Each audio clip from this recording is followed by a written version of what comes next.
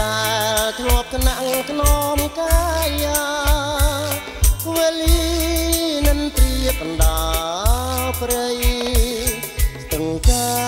ធ្លាប់តែច្រៀងបំពេ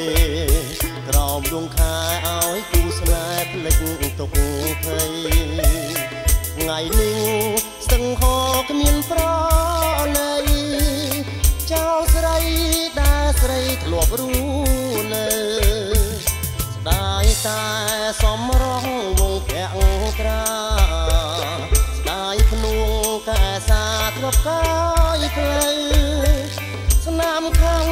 ផ្ដាច់ញ៉ាំនៅក្រឡៅកោតតែចិត្តស្រីពើក៏ទៅគ្មាននឹកនីស្ទឹងកាវគុំហូរធ្វើអ្វីពួប្រណីដល់បាក់សីដែលកំព្រីធ្លាប់បានជួបភក្តិកែពង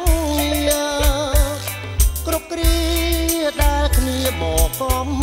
សាន្ត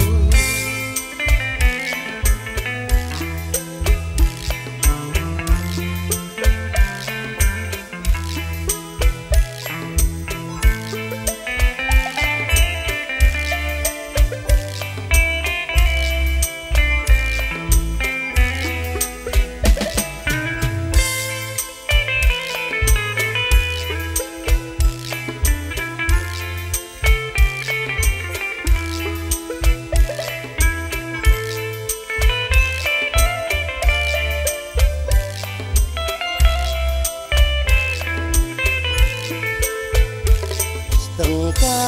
វហោទៅឆ្ងាយណាស់ហើយកែវបងអើយភ្លេចរៀមហើយឬស្នេហាហាត់ដែលធ្លាប់ថ្នាក់ថ្នមកាយា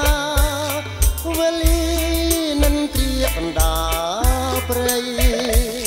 ស្ទឹងកែវធ្លាប់តែច្រៀងបំពេក្រោមដួងខែឲ្យគូស្នេហ៍ភ្លេចទុកភ័យ